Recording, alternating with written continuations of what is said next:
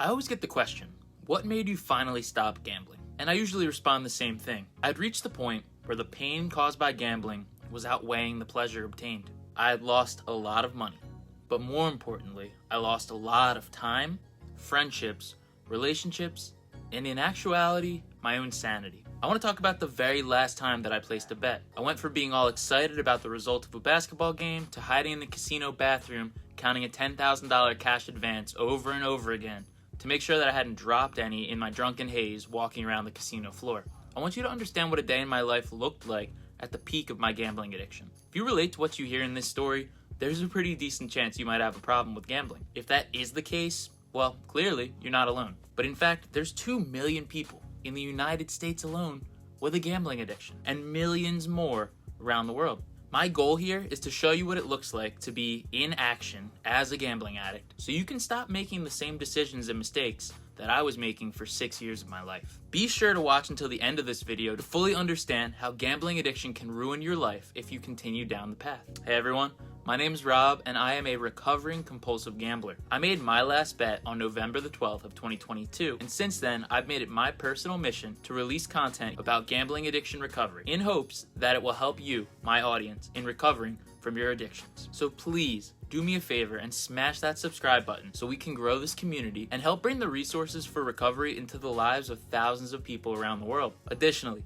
please drop a like on this video and share it with anyone who you think might benefit from hearing my story. Now, we can't change other people, but we can offer them resources and the hard truths that they need to hear that can make a positive impact in their lives. So, let's get right into this. It was a weekend and I was feeling good. I had been clean from gambling for about 9 months up until this point, and everything felt better in life, although maybe a bit stale. I had not placed a bet in 9 months, but that's actually all that I accomplished over that period. I spent my weeks working a 9 to 5 that meant nothing to me, and my weekends flashed by in a drunken haze as my friends and I had moved into the city, which was Philadelphia, for a year and spent all of our time in bars and clubs. I felt comfortable, but by no means happy with the life that I was living. I was finally not gambling, which was good, but I felt pretty empty and meaningless overall. The thought of gambling to feel some excitement would pretty regularly come to my mind. Over the previous few months, it was getting a little bit worse, and there were quite a few times leading up to that day where I got the urge to place a bet, but I was able to hold off by using what I had learned in my Gamblers Anonymous meetings. Then,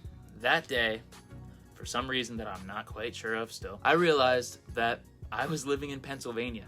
And as dumb as that sounds coming out of my mouth, I had spent my whole life living in New Jersey, and so that's where I filled out my self-exclusion forms from casinos and through the State Gaming Commission. As it would turn out, I had never self-excluded in Pennsylvania, and I didn't realize that for the 9 months leading up to this point. So armed with this information, it took me about 10 minutes of watching sports before I caved in and went back to the bet. I was looking for something to feel, something to be excited about, and unfortunately, I hit huge. I felt guilty and shameful that I'd gone back to the bet, and I wanted to cash out the money and self-exclude immediately and be done with it. But oh, it is so hard to get money out from an online casino. That's when the worst idea I've probably ever had struck me. Let's go to the casino and get it at the cage and then leave. Well, I did that. I went over to Parks Casino in Pennsylvania, and I tried to withdraw what I had won, only to find out that you needed to request that withdrawal with 24 hours notice for God knows what reason other than to keep us gambling. I was already there, right?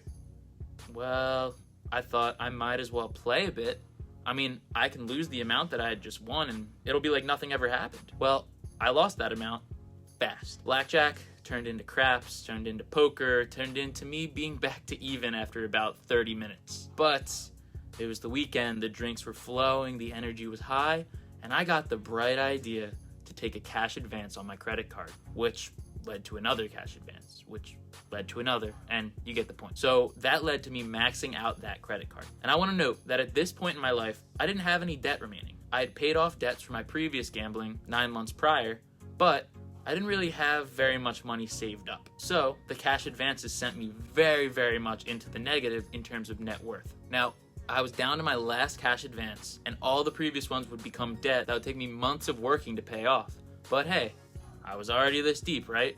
What's one more? So with my last cash advance, I walked over to the craps table and I put everything that I had left down on the field.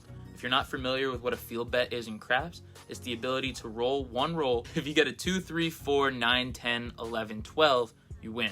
And if you get a 2 or a 12, you win double your money plus your bet back. With craps, the closer you are to rolling a 7, the more likely that number is to coming out. So all these numbers, although many of the numbers that were possible to come out, were very unlikely to happen. And in fact, the house edge on a field bet is very bad. But I said, screw it, I'm just gonna leave it all out there, and if I win, I win, if I don't, I go home. So I started to walk away from the table thinking I was gonna lose, and lo and behold, it lands on 12.